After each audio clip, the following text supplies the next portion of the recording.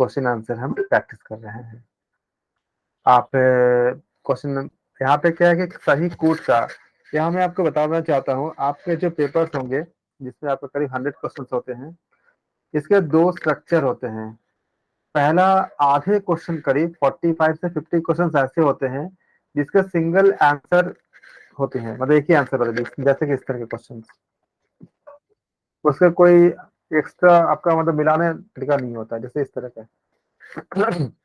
जैसे चीटी शक्ति का अपने स्वरूप में प्रतिष्ठित हो जाना क्या है, एबीसीडी।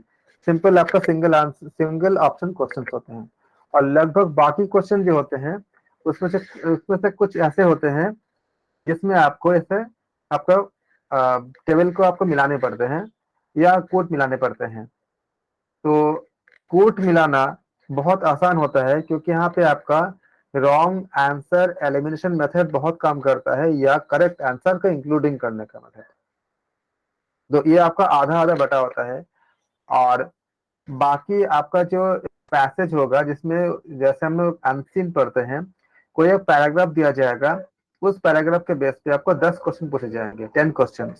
तो काफी आसान होता है, जो हमने फर्स्ट पेपर में भी हमने किया था, वैसे आपको एक आपको पैरा मिलेगा आपको। और बाकी जो है लगभग आधा क्वेश्चन ऐसे होते हैं जिसमें आपको इस तरह के मैचिंग करने होते हैं या मल्टीपल ऑप्शन को आपको चेक करने पड़ते हैं। और बाकी जो 45 से 50 क्वेश्चन ऐसे होते हैं जिसमें खाली सिंगल आंसर क्वेश्चन होते हैं। तो दोनों के टेक्निक, दोनों के ट्रिक, दोनों के तैयारी करने का थोड़े से अलग अलग तरीके से हम इसको प्रिपेयर करते हैं। अभी हम सबसे पहले देखते हैं कि अगर आपके पास ऐसे कूट को मिलाने के लिए कहा जाए तो कैसे करेंगे। पतंजलि पतंजलि के अनुसार निम्न के फलस्वरूप पर शरीर में प्रवेश संभव है। किसके द्वारा, आप बताओ। अब आप इसका आंसर बोलो, क्या क्या होगा आपके हिसाब से। पहला क्या है, सी आएगा सर। सी आएगा सर। पहला क्या है आपका, कर्म कर्म संस्कार की शिथिलता। सी चित्त आएगा। चित्त की गति का ज्ञान होने पर प्राणायाम से मृत्यु। तो आप क्या देखा, आप बोले सी बोल रहे हो ना, थ्री सी थर्टी बोल एट रहे सर। बोल रहे हो। 338 का सी बोल रहे हो, सी बोल रहे हो ना, सी मतलब आपका थर्ड और फोर्थ बोल रहे हो। एक बात बताओ,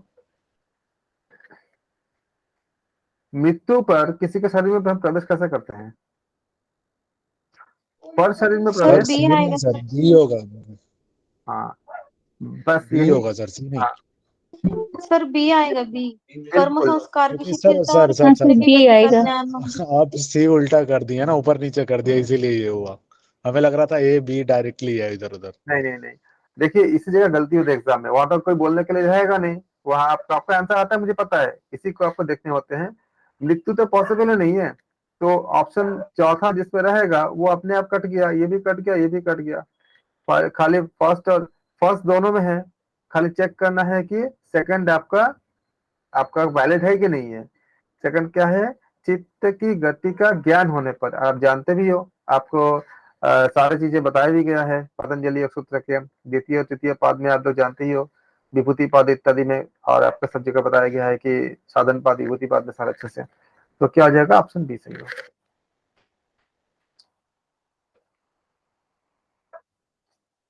हाँ, नेक्स्ट क्वेश्चन करेंगे। पतंजलि के अनुसार स्वार्थ संयम से निम्न सिद्धि की प्राप्ति होती है। प्रातिभ एवं श्रावण, वेदन एवं आदर्श, आस्वाद एवं वार्ता, आस्वाद एवं स्वाद। सर ए होगा इसमें। बाकी लोग क्या बोलते हैं। सी आएगा सर। आप देखो क्या बोला है इसमें, थर्ड क्या बोला है, बिल्कुल सही आएगा, सी आता है। सी आएगा सर इसमें, हाँ ठीक है, सी होगा। सारा ये श्लोक है सर पूरा ये। अब आपका हाँ सर, आपको सी होगा। आपको सजेशन क्या है, इतनी जल्दी आंसर मत बोलिए। आप थोड़ा सा 5 सेकंड ज्यादा समझ लीजिए। पहले अपने जितने आंसर बोल रहे हो उसको खुद क्रॉस चेक करो, खुद क्रॉस वेरीफाई करो। एग्जाम में भी ऐसा ही करना। जरूरी नहीं है, आपके पास 1 मिनट है ना, 1 मिनट में आप 30 सेकंड तो खर्च कर ही सकते हो ना, 30 सेकंड बचा लो। एवरेज 1 मिनट मिलती है, श्योर हो जाओ। कितना ही आपको सही लगे, ये हमने भी देखा है। और फिर मैंने अपना हैबिट बना लिया कि भले ही कितना सही लगे, लेकिन एक एक चीज को वेरीफाई करने के बाद ही आंसर देंगे। तो क्योंकि आता हुआ क्वेश्चन अगर गलत हो जाए तो बहुत बड़ी दुख की बात होती है, ना आए तो कोई बात नहीं, लेकिन आता हुआ क्वेश्चन कभी गलत नहीं होना चाहिए। तो क्या हुआ आपका, देखिए दो दो क्वेश्चन गलत हुआ, जो कि दोनों आपका आता था। तो क्या करोगे आप, इसमें सी का आंसर दोगे। Very good. फिर हम करते हैं 40 में। निम्न में थोड़ा समय लो, 5 सेकंड ज्यादा समय लो, कोई दिक्कत नहीं है, बाद में आपको सब कुछ अच्छे से आ जाएगा। निम्न में से अंतरा क्या है? व्याधि, स्त्यान, संशय और प्रमाद, आलस्य, अविरति, भ्रांत दर्शन एवं अलब्ध भूमिकत्व, अनवस्थितत्व, ये सारे। D sir. डी। डी बोल रहे हो? ये सारे जी सर। जी सर। जी सर, उपयुक्त सभी। ये अंतराय होती है ना? कितने अंतराय? उपयुक्त सभी है सर, कितने 9 प्रकार के बताए गए हैं। 9 प्रकार। व्याधि, स्त्यान, संशय, अच्छा प्रमाद, डी होगा, आलस्य, डी होगा। विरति, यस। भ्रांति दर्शन, लब्ध भूमिकत्वान, अवस्थितत्वानि, चित्त विक्षेपास्तेन अंतराया। बहुत अच्छे। इसके बाद सहभुव भी है ना, 5 में इसके बाद का श्लोक है ना, उसको भी याद रखना। विक्षेप सह भुवा है सर, दुख हाँ, दौर्मना से अंग में जवत्व श्वास पर श्वास। बिल्कुल बिल्कुल। आप लोग का बहुत अच्छा प्रिपरेशन है, वेरी वेरी गुड।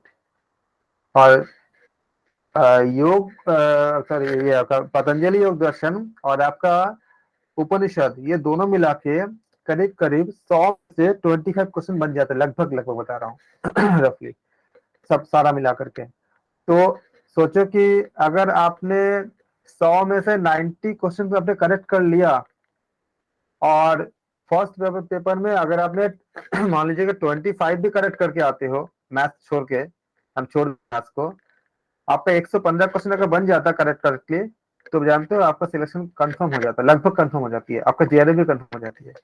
अगर आपको 115 क्वेश्चन मतलब क्या, 230 नंबर हो गया आपका, तो 230 में तो मिलती है सारी चीजें। तो इसमें देखो क्या, इसी को हमें स्लैब स्लैब डिवाइड करने होंगे। 25 क्वेश्चन आपको गलत नहीं होना चाहिए योग दर्शन और उपनिषद के, इसलिए उपनिषद को मैं बहुत ज्यादा बारीकी से करा रहा हूं ताकि आपको कोई गलत क्वेश्चन गलत ना हो। 25 इधर हो गया, और जो पैसेज वाला होगा, जो मैं बताया था पैसेज को मैं खूब प्रैक्टिस करवाऊंगा, उसमें 10 क्वेश्चन आएंगे, वो 10 के 10 आपका सही होना चाहिए, क्योंकि बहुत आसान होता है वो, थोड़ा सा पैसेज को अच्छे से पढ़ो आ जाता है वो।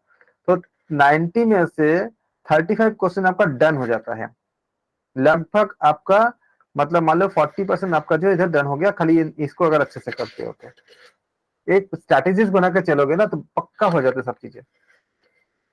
फिर आपका, हाँ थर्ड, इसको बताइए 341 का कितना होगा? डी। D D sir. होगा, डी डी। है सर। जी सर, डी। क्रिया योग के डी। अभ्यास क्या होता है? विवेक ख्याति प्राप्त होती है, समाधि भाव होती है, कैवल्य प्राप्ति होती है, क्लेश अनुकरण होता है। तो आप लोग बोल रहे हो डी बोल रहे हो, तो ओके, देखते चेक करते हैं डी है कि नहीं है। आप देखो क्या बोले इसमें, पहला क्या है? डी, समाधि भावना से कैसे अनुकरण। विवेक ख्याति।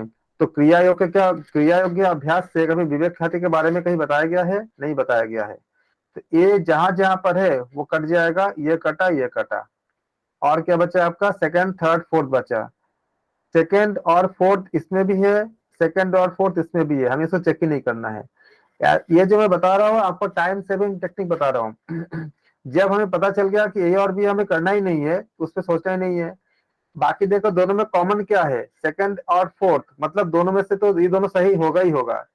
जो व्यक्ति इसको ना समझ के सेकंड और फोर्थ में समय खर्च करता है, उसका टाइम वेस्ट जाता है। आपको खाली चेक करना है कि थर्ड है कि नहीं है, यस या नो। अगर यस होगा ऑप्शन सी करेक्ट होगा, नो होगा ऑप्शन डी करेक्ट होगा। थर्ड क्या बोल रहा है आपका? कैवल्य प्राप्ति। तो क्या हमने ऐसा पढ़ा है कि कैवल्य प्राप्ति क्रिया योग से हमने क्या पढ़ा है? नहीं। हमने, तो हमारा क्या हो जाएगा?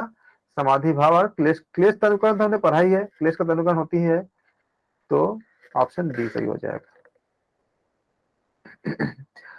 342 में आते हैं। निम्न में से सिद्धियां है, क्या सिद्धियां है? अनिमा, गरिमा, महिमा, अनिमा, गरिमा, लघिमा, सी होगा। महिमा प्राप्ति, सी। अभिज्ञा, प्राकाम में सी चित्त होगा सर। सी, ओके। क्या बोला इसमें, देखो कौन सा नहीं है? अनिमा, गरिमा, महिमा, क्या सिद्धियां है? ये सिद्धियां है। सर अनिमा गरिमा लगमा है सर, ये फर्स्ट तो कंपलसरी है। ठीक है, मतलब पहला का होना तय है। अब पहला जो है मतलब डी नहीं होगा, अगर पहले का होना तय होगा तो डी नहीं, डी खत्म हो गया। फिर क्या बचा आपका, जो सर लोग अविद्या अस्मिता सिद्धियां हो ही नहीं सकती है क्योंकि अविद्या ये अलग है। अस्मिता नहीं होगा। हाँ, तो क्या कटा आपका, अविद्यास्मिता कहाँ पर है, सेकंड पे है, सेकंड के साथ क्या क्या है, ये भी कट गया। फिर आपका बचा फर्स्ट थर्ड, फर्स्ट थर्ड इसमें भी है, फर्स्ट थर्ड इसमें भी है। अब फोर्थ को चेक करना है, फोर्थ है कि नहीं है। प्राकाम्य इशिप्त बशित्त, तो ये क्या होता है, ये हमारा हम जानते हैं प्राकाम्य इशिप्त बशित्त क्या होती है, इसमें सिद्धियों के पाठ है कि नहीं, सिद्धियां होती है। क्या हो जाएगा आपका, ऑप्शन सी करेक्ट हो जाएगा।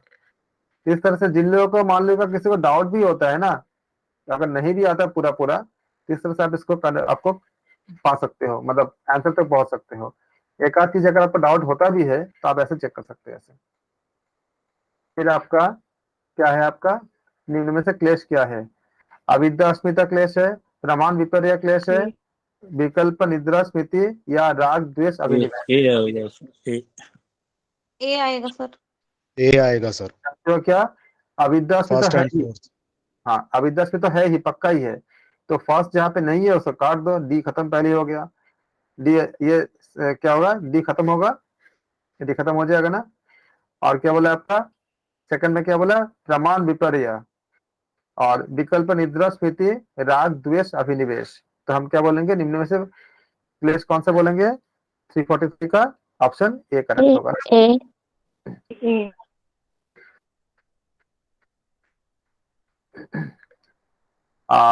ऐसे भी काउंट करोगे तो पंचक्लेश होता है, तो पांच तो होना ही चाहिए, तो सर इससे तो पर ये पंचवृत्तियां है, पर ये तो परमान विपर्य तो पंचवृत्तियां हो गई ना, क्या हो गई, परमान विपर्य। तो ये आपको थोड़ा सा भी अगर याद है कि ये वृत्ति होती है, तो आप इससे अलग खुद ही अलग कर दोगे, बाकी आपको भले ही नहीं आता हो, लेकिन अगर आपको पता है कि सबसे आपका जो मतलब ये पंचक्लेश और वृत्तियों में मतलब ये चीजें अगर आपको याद है, कोई भी वर्ड बीच में याद है, तो आप इसको अलग कर सकते हो।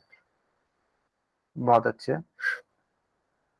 फिर हम करेंगे निम्न में से अक्लिष्ट वृत्तियां क्या है, अविद्या अस्मिता, प्रमाण विपर्य, राग द्वेष अभिनिवेश, विकल्प निद्रा स्मृति। बी और डी। इसमें से आप ए बी सी डी में क्या आंसर लोगे आप, बी और डी होगा सर, सी आएगा, नहीं बी और डी आएगा। बी और डी एक में किसमें है, अक्लिष्ट अक्लिष्ट वृत्तियां बोला, क्लिष्ट बी नहीं, एंड डी। अविद्या अस्मिता प्रमाण विपर्य,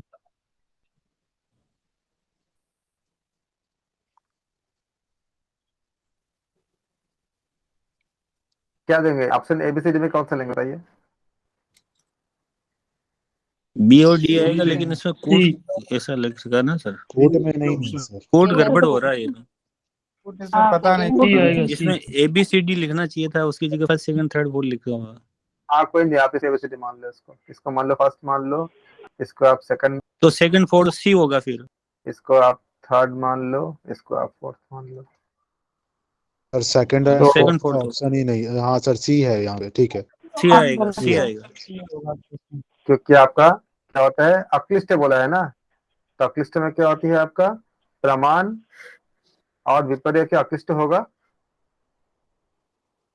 और होगा ना, लिस्ट एक क्या लिस्ट है, दोनों होंगे।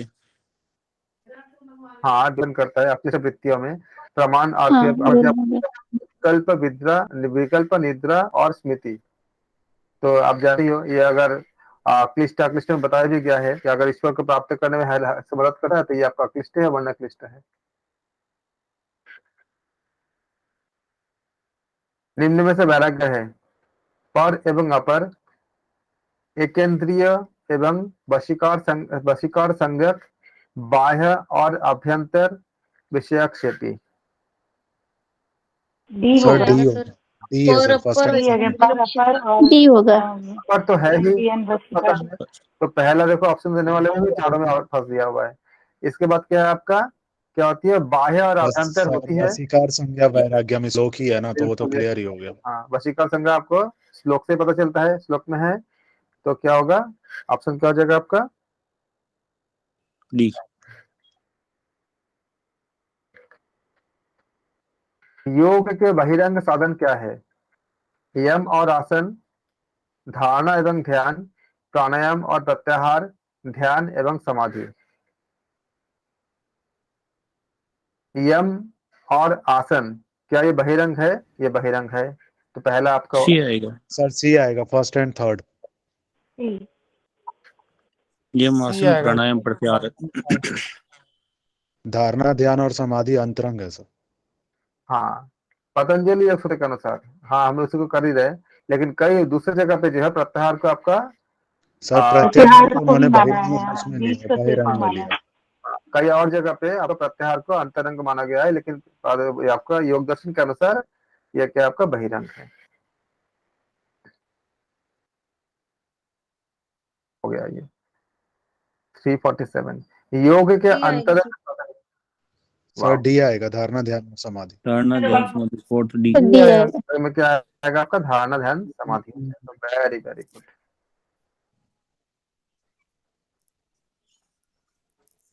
क्रिया योग के साधन क्या है? जप, तप, खाली सर बी होगा इसमें, first, B second, B third होगा, and B. Fourth. B. B आएगा सर, बी बी। बी आएगा सर, बी। तप, स्वाध्याय और स्वाध्याय ईश्वर ईश्वर निधान। तब स्वाध्याय, ईश्वर परिनिधान।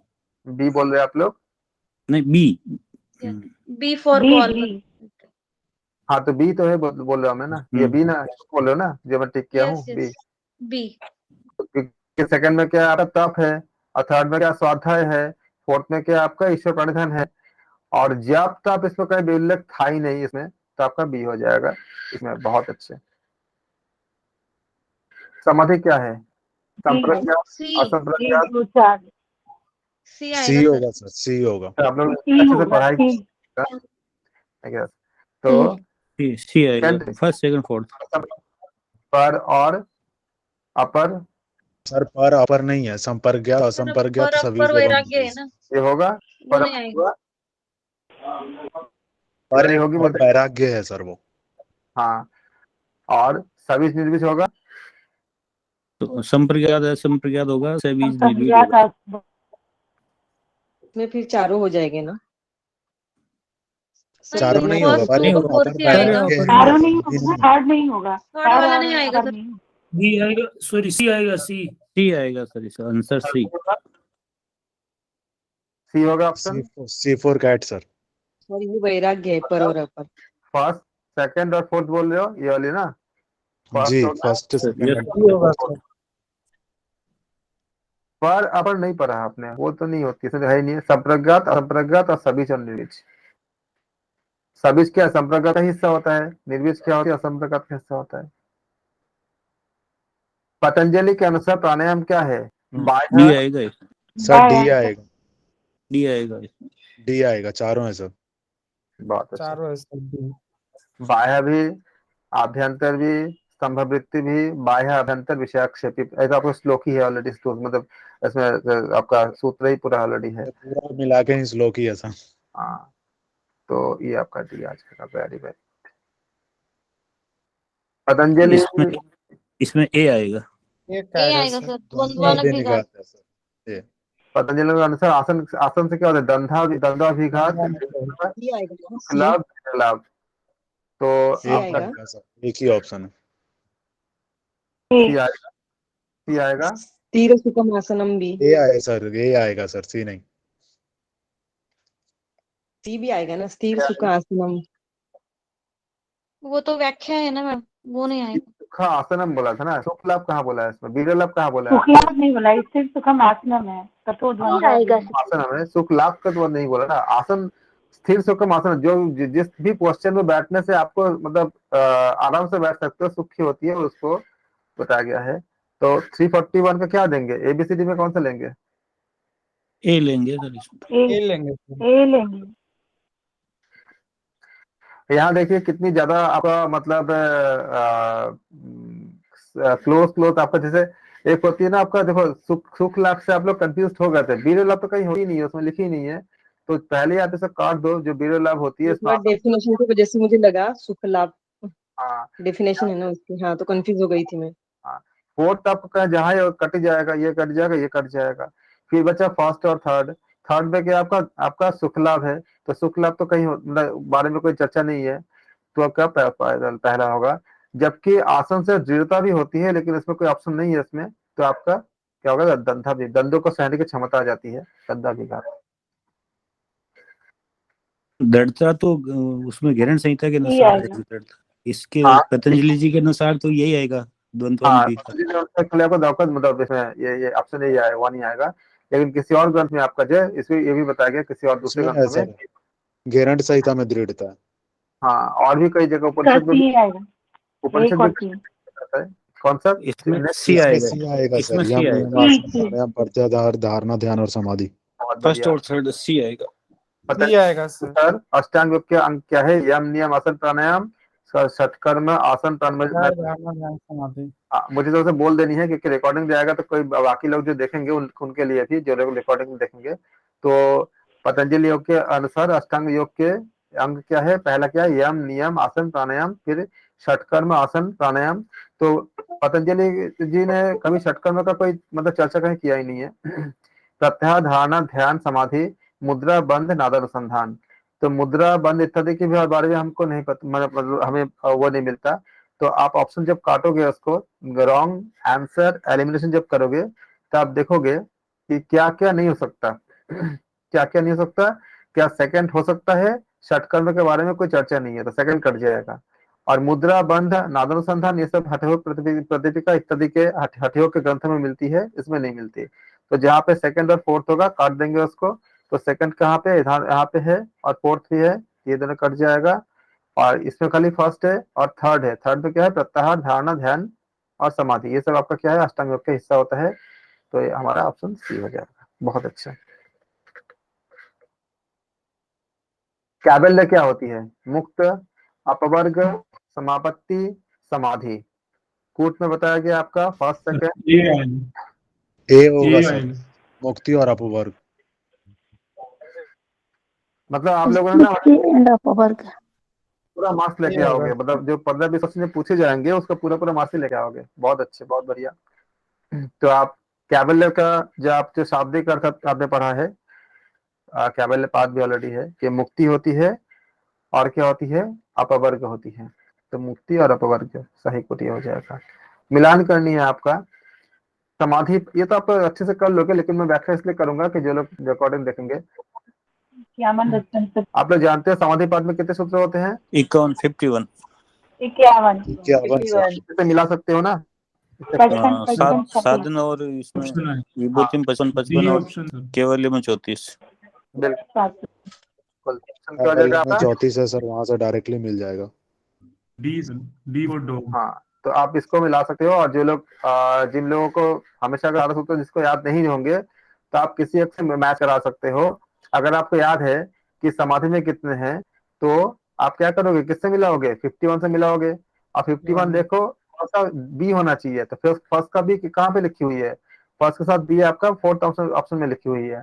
इन केस अगर आपको बाकी का याद नहीं भी है तो भी आप इससे आप डिसाइड कर सकते हो।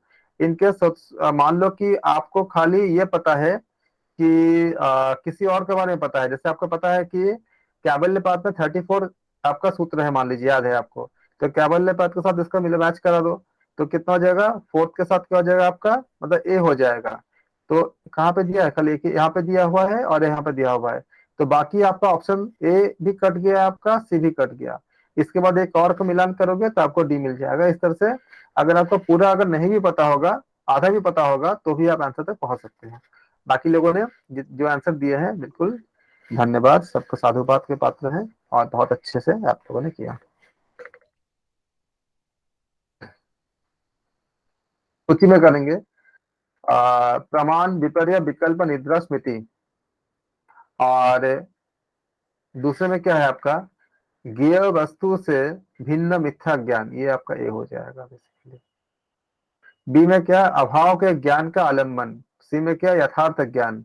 डी में क्या? वस्तु की अनुपस्थिति में शब्द ज्ञान। अनुभूत विषय का पुनः प्रकट होना।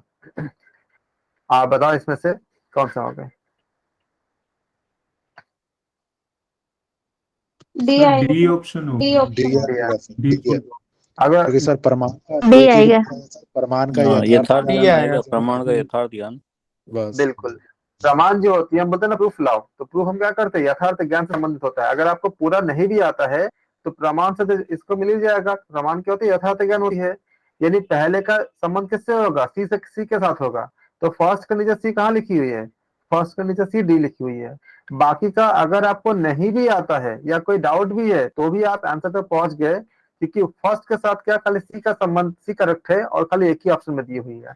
बाकी देखो विपर्य सहमत क्या होती है, गियर मिथ्या ज्ञान हम जानते भी है, तो इसको मिलाओगे तो ये भी मैच कर गया विपर्य के साथ।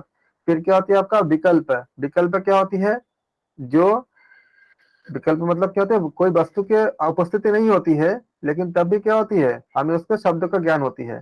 तो हम थर्ड के साथ क्या हो जाएगा आपका, डी मैच हो जाएगा विपर्य के साथ। और आगे बताओ निद्रा का किससे हो जाएगा, निद्रा का सर अभाव अभाव के के ज्ञान ज्ञान अभाव की ज्ञान। और निद्रा का हम क्या करेंगे, अभाव के, अभाव प्रत्यार लम्ना बी आएगा। हाँ।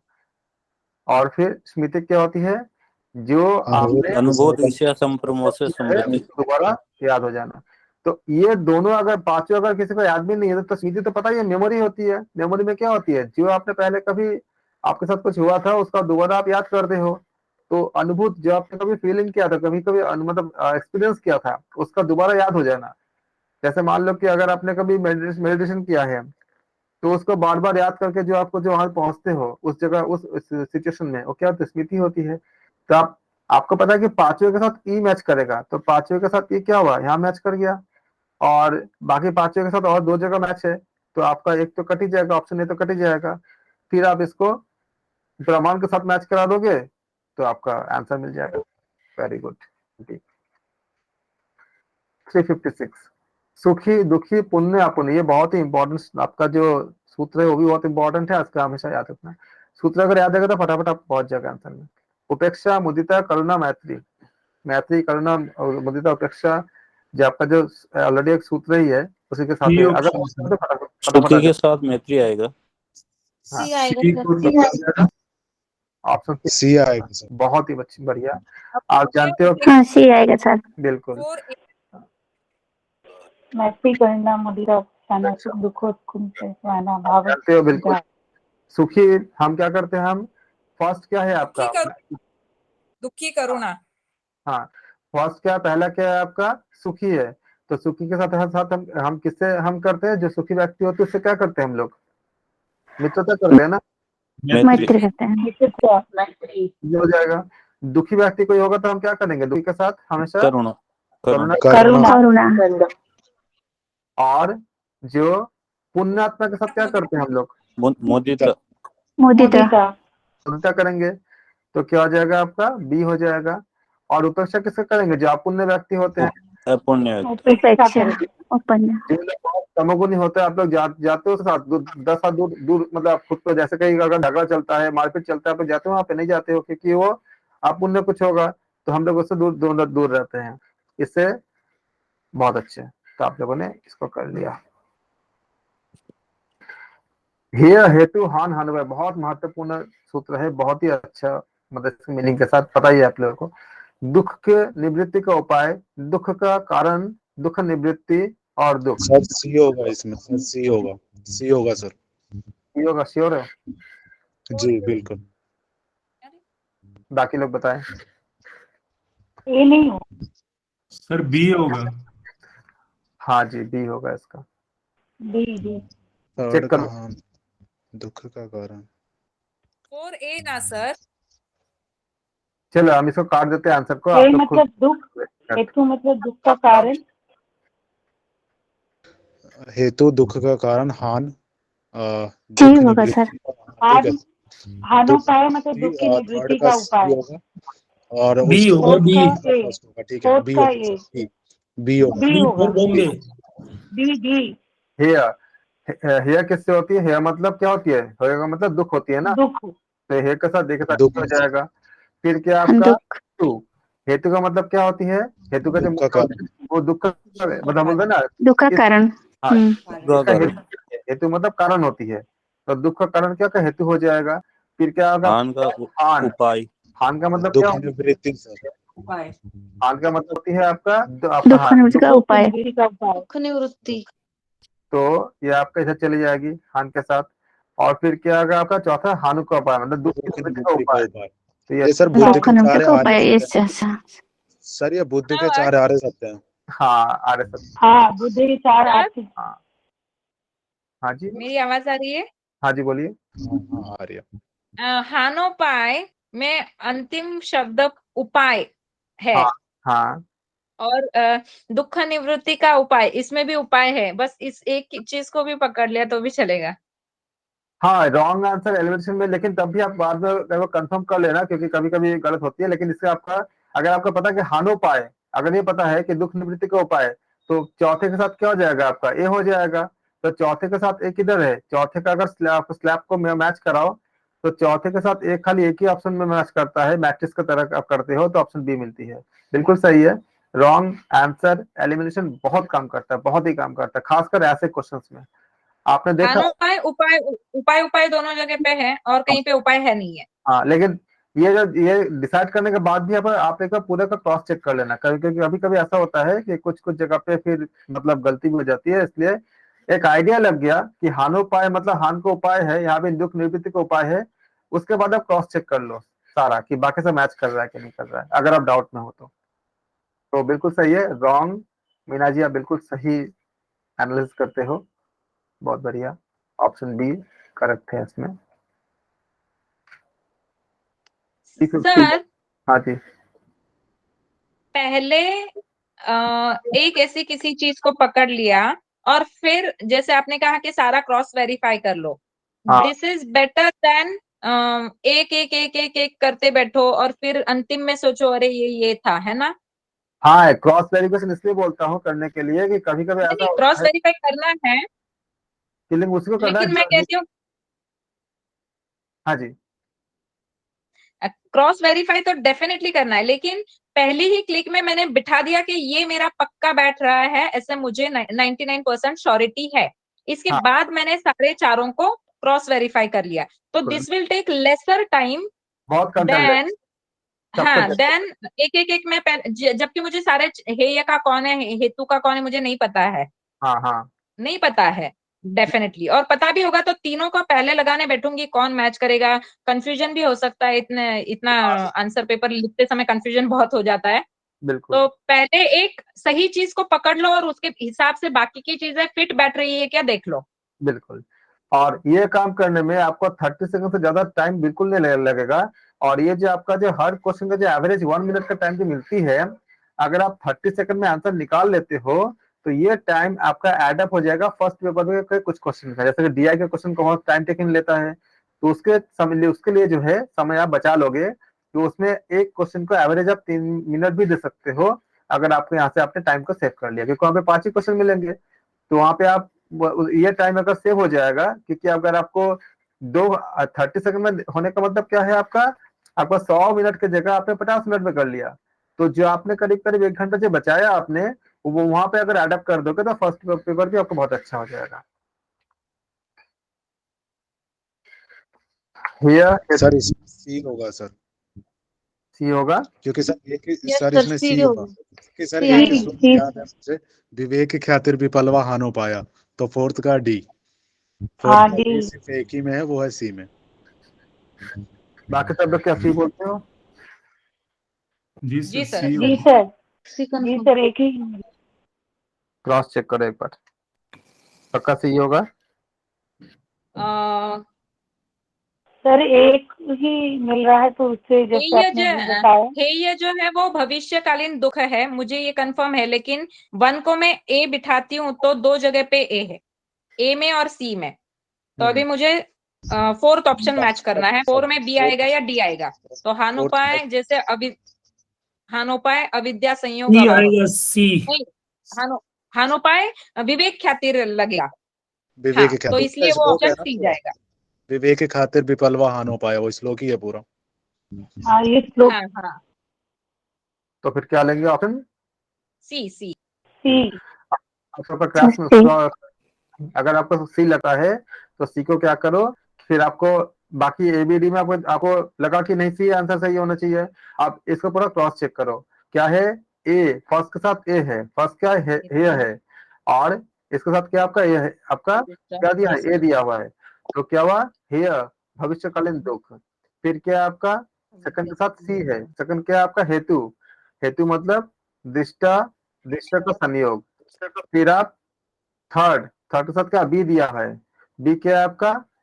हान के साथ क्या है आपका? अविद्या का संयोग। संयोग का भाव। और क्या है आपका? डी। डी मतलब हानोपाय। तो हानोपाय का मतलब क्या है आपका? विवेक खाती। सर एक और इसका ये भी याद है ना, डायरेक्टली श्लोक से भी जिनको याद होगा वो भी जा सकते हैं। जैसे दृष्टा दृश्य संयोगो है ये तो बताया हुआ है, तो दुख का कारण है क्या है? दृष्टा और दृश्य का संयोग। तो वहां हेतु हो गया जो दुख का कारण था, तो सेकंड का ऑलरेडी हो गया। और अगर आप लोग ए को चेक करोगे, क्योंकि ए तो आपका फर्स्ट ऑप्शन का चेक करते हो, तो क्या होगा? ए के साथ मैच कर गया। सेकंड क्या है? सेकंड के साथ साथ आपका सी, ए भी मैच कर गया दोनों के साथ। फिर क्या का आपका इसमें थर्ड के साथ क्या दिया है इसमें? सी। थर्ड के साथ क्या आपका? डी दिया हुआ है। तो थर्ड के साथ का डी होगा हान। हान से क्या होती है? विवेक ख्याति। मिलेगा आपको? नहीं मिल पाएगा। तो क्या आ जाएगा? जिन लोगों को श्लोक याद नहीं रहेगा उन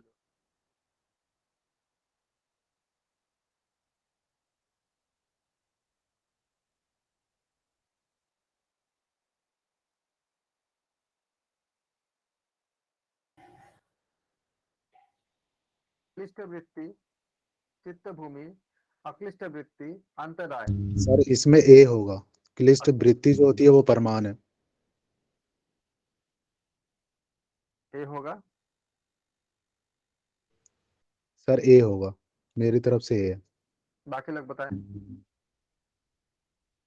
सर सी सर होगा, सी होगा, सी। क्योंकि सेकंड ऑप्शन चित्तभूमि और चित्तभूमि विक्षिप्त है, मूड विक्षिप्त क्षिप्त वो जो है उसमें विक्षिप्त आता है, तो वो अगर एक कैच किया तो सी आएगा। सी होगा। अक्लिष्ट के साथ क्या हो जाएगा आपका? देखो आंसर सी होगा। सी होगा। सी होगा सर। आप बताओ फर्स्ट क्या बोल रहा है? फर्स्ट का क्लिष्ट आपका क्लिष्ट वृत्ति बोला है। और सी क्या है आपका? इसमें क्लिष्ट के साथ क्या मैच कर रहा था? अगर सी लेंगे तो क्लिष्ट के साथ आपका अस्मिता मैच करता है। फिर क्या बोल रहा है आपका? सेकंड के साथ डी बोला है। सेकंड क्या? चित्त भूमि। तो चित्त भूमि के साथ क्या मैच विक्षिप्त करेगा? होगा। चित्त। विक्षिप्त। फिर आपका क्या है? ए क्या बोला है आपका? ए के साथ थर्ड के साथ ए है। हाँ। क्लिष्ट भूमि बोला है। ए क्या है आपका? अक्लिष्ट वृत्ति। अक्लिष्ट वृत्ति किससे आता है? प्रमाण से आता है। ये अगर आपने कर लिया कि अक्लिष्ट वृत्ति प्रमाण से आते हैं, अगर आपको ये याद है तो आप बाकी से आप इसको अलग कर सकते हो। किस देखो किस ऑप्शन से आपको एकदम कंफर्म है। तो जो अक्लिष्ट होती है वो प्रमाण से हमें क्या होता है? अक्लिष्ट वृत्ति प्राप्त होती है। फिर क्या? अक्लिष्ट और क्लिष्ट वृत्तियां तो डिपेंड करता है ना। नहीं, प्रमाण अगर है तो उसका अक्लिष्ट ही होगा। अगर प्रमाण अगर प्रमाणित कर दिया, आगम प्रमाण इत्यादि अगर प्रमाणित कर दिया किसी चीज को, तो अक्लिष्ट ही होगा वो ना। नहीं तो बट लेकिन ये क्लिष्ट एक्लिष्ट दोनों होती है ना सर, प्रमाण विपरीत। वही चीज मैं भी कहना चाह रहा हूँ कि क्लिष्ट और अक्लिष्ट दोनों ये में तो आती दोनों है। होती है सर, क्लिष्ट भी होती है एक्लिष्ट भी होती है। वो होती है। अगर वो प्रमाणित मान अगर इसी को तो कहा गया कि प्रमाण जो है अगर वो मतलब आपका ईश्वर की तरफ लेके जाता है तो आपका क्लिष्ट हो जाएगा, वरना आपका क्लिष्ट हो जाएगा। तो चौथे का जो ऑप्शन चेक करो, चौथे का क्या आपका? चौथे के साथ आपका अंतराय है। अंतराय के साथ अविरति। तो ये आपका मैच करता है। और प्रमाण के साथ जो बता रहे हो, हाँ कुछ एंगल से आपका वो अक्लिष्ट क्लिष्ट दोनों ही होती है। तो अंतराय के साथ क्या होती है आपका? अविरति मैच करता है। तो क्या हो जाएगा आपका? और ऑप्शन सी ही करेक्ट होगा। इसलिए बोलता हूँ कि इसलिए जैसे प्रमाण है, प्रमाण आपका ये बात सही है कि आपका दोनों ही वृत्ति आपका होती है, क्लिष्ट भी होता है अक्लिष्ट भी होती है। तो इससे इसके इसमें हम चारों को एक बार क्रॉस चेक कर लेंगे जो हमें लगता है कि सही है। उसके बाद आप मैत्री, करुणा, मुदिता, उपेक्षा, ये दोबारा आगे बी फॉर बॉय। सुख दुख पुण्य पुण्य। आप कोई एक को चेक करो। मैत्री कैसे करोगे? मैत्री आप करोगे सुखी लोगों से करोगे? सुख डी से डी सी बी डी में। बाकी क्रॉस चेक कर लो। आपने एक को पा गया, एक सही है, बाकी क्रॉस चेक कर लो। सेकंड के साथ कैसे है? सेकंड क्या? करुणा है। करुणा का हम किससे करते हैं? दुखी लोगों के साथ हम करते हैं। दुखी। फिर क्या? थर्ड है। थर्ड में क्या? मुदिता है। मुदिता हम किससे करते हैं? मुदिता के लिए हम जो पुण्य से। मुदिता करते हैं इसमें पुण्य के साथ। फिर क्या होगा आपका? ए उपेक्षा पुण्य की तरफ। उपेक्षा पुण्य। जो उपेक्षा ये तो किसे इग्नोरेंस, जिसको जो अपुण्य व्यक्ति होती है, तो ऑप्शन बी करेक्ट है। ये रिपीट है क्वेश्चन। एक्चुअली रिपीट कई बार पूछा गया होगा और थोड़ा सा ऑप्शन आगे पीछे कर दिया होगा, जैसे वाईसीबी में आया होगा कहीं पे या किसी और जगह पे आया होगा नेट पे। अगर मान लीजिए कि कई अलग अलग साल में भी आपका क्वेश्चन रिपीट हुई है कई जगह पे, तो जितने भी आपका क्वेश्चन पूछे गए हैं आपका अभी तक नेट पे और बाकी जगह पे, उनको सब कलेक्शन सही है, तो वहां से अगर रिपीट हुआ होगा तो यहाँ पे रिपीट हो गया होगा। कृष्ण शुक्ल, शुक्ल कृष्ण, अशुक्ल अकृष्ण, आप लोगों को सूत्र याद आ गया होगा। सी ऑप्शन सी आएगा, सी आएगा। पुण्य कर्म, निष्काम कर्म, पाप कर्म, पुण्य पाप पुण्य मिश्रित कर्म, तो ऑप्शन क्या हो जाएगा? आप होता है क्या आप देखो सी रॉन्ग, बिल्कुल रॉन्ग आंसर एलिमिनेशन। बिल्कुल सही आप लोगों ने आंसर दिया। जिन लोगों को ये पता नहीं ठीक से पूरा सूत्र, जिसको याद नहीं है और जो वीडियो में देखेंगे उनके लिए बता रहा हूँ, आप क्रॉस चेक करो। पहला क्या दिया आपका? कृष्ण दिया है, तो कृष्ण मतलब क्या होती है? कृष्ण का मतलब पाप कर्म होती है। जब आप तो कृष्ण के साथ क्या होती है? पाप कर्म मैच कर जाएगा। फिर क्या दिया है आपका? शुक्ल, शुक्ल मतलब क्या होती है? पुण्य कर्म। पुण्य कर्म। पुण्य कर्म। पुण्य मतलब क्या हो जाएगा? शुक्ल के साथ ये मैच करेगा। अब देखो सेकंड किसमें है? सेकंड के साथ आपका ए, सेकंड के साथ ए कहाँ पर है? अगर मैट्रिक्स बनाते हो तो सेकंड के साथ खाली एक ही जगह पे है। तो बाकी अगर आपको नहीं भी पता है तो भी आप ऑप्शन सी को आप करेक्ट करोगे। बाकी आपको मैं क्रॉस चेक करा देता हूँ। तो कृष्ण हो गया, शुक्ल हो गया, कृष्ण शुक्ल। कृष्ण शुक्ल मतलब क्या होती है? तो पाप और पाप पुण्य मिश्रित। जैसे हम जैसे प्राणी पाप पुण्य दोनों चीज करते हैं, तो हम लोग क्या है? कृष्ण शुक्ल में आते हैं। फिर शुक्ल अकृष्ण, तो अशुक्ल कृष्ण क्या होती है? जिसमें निष्काम कर्म। काम कर्म, जिसमें न तो बुरा होता है ना अच्छा होता है, मतलब जो हम पूर्ण समर्पण होते हैं जोगी के लिए होता है। जी।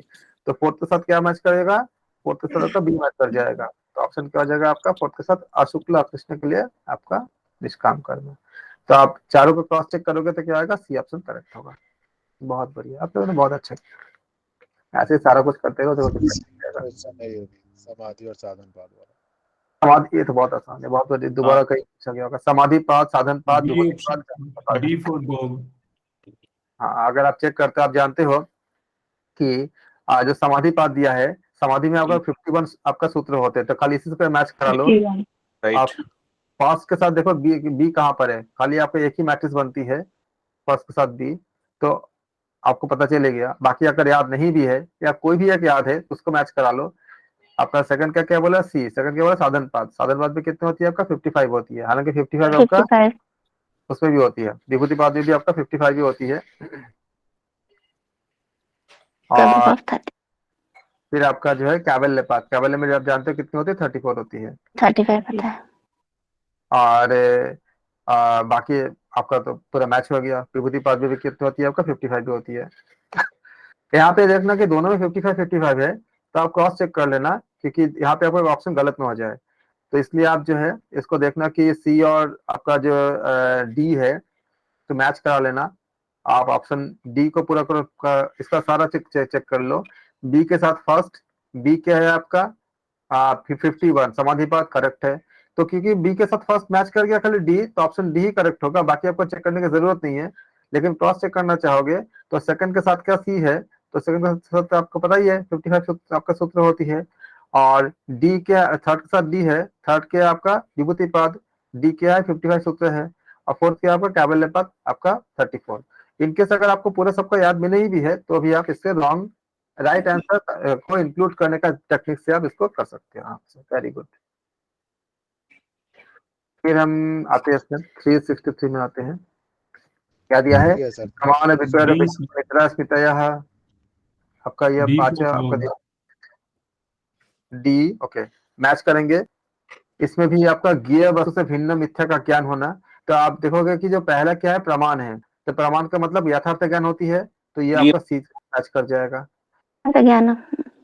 और सी के साथ कहाँ मैच किया है? कौन सा मैट्रिक्स बनाओगे? ये मैट्रिक्स बनता है आपका, सी के साथ मैच करता है। तो ऑब्वियसली पहले ही आपको कितना सेकंड लगा? 20 सेकंड में नहीं लगा आपका आंसर तक पहुंचने में, क्योंकि वहां पे तो आपका आंसर ही पहुंच नहीं है। उसको तो आपका चाहो इसमें आपको इतना कॉन्फिडेंट हो क्योंकि प्रमाण क्या होती है, यथार्थ ज्ञान होती है। इसमें आपको बाकी का चेक करने की जरूरत नहीं है, क्योंकि पता ही है।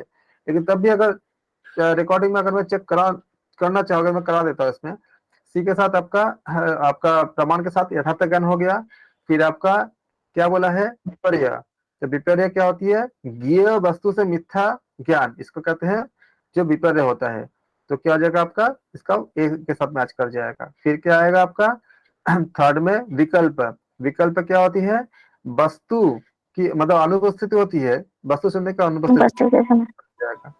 फिर आपका होती है आपका चौथे के साथ क्या हो जाएगा, आपका चौथा निद्रा है। तो निद्रा के साथ हम क्या बोलेंगे, निद्रा क्या होगा, कौन सा ऑप्शन का करेक्ट होगा निद्रा के साथ, बोलो चौथे के अभाव के ज्ञान का आलम्बन, और फिर अनुभूत विषय का अनुभूत विषय का डन।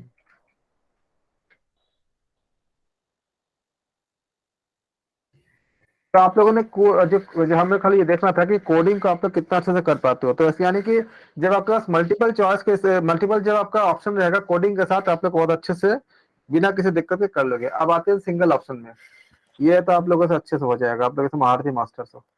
तो ये आपका हाँ, आप यहाँ से आ जाओ, जहाँ पे एक एक ऑप्शन का सही है। यहाँ पे आपको कोई मैचेस नहीं मिलेगा, यहाँ पे आपको या तो हाँ या तो ना, दोनों में से आपको। और यही आपका चैलेंजिंग होती है, क्योंकि बताओ ये वो जो आपका जो पहले का था, उसे लगता है कि वो बहुत लंबा लंबा क्वेश्चन है, लेकिन अगर आपने रॉन्ग आंसर एलिमिनेशन टेक्निक को अच्छे से समझ लिया या राइट आंसर को इंक्लूड करने का टेक्निक अगर समझ लिया, तो वो एक्चुअली बहुत आसान है। जो अभी हमने देखा था, लंबा लंबा लगता है लेकिन बहुत आसान होता है। चैलेंजिंग आपको ये होती है कि क्या यहाँ आपका अंतर ज्ञान, खुद का नॉलेज होना बहुत जरूरी होता है, पहले वाला। जैसे सिंगल ऑप्शन यहाँ पे करेक्ट होती है।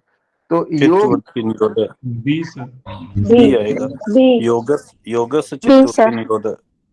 हाँ जी, योग को किस पद के द्वारा सबसे सटीक ढंग से परिभाषित किया जा सकता है, इंद्रिय निग्रह, एकाग्रता, चित्तवृत्ति निरोध और वैराग्य। तो आप जानते हो मुझे रीड करने से जरूरी होता है, क्योंकि रिकॉर्डिंग में जाएगा, बाकी लोग भी सुनेंगे।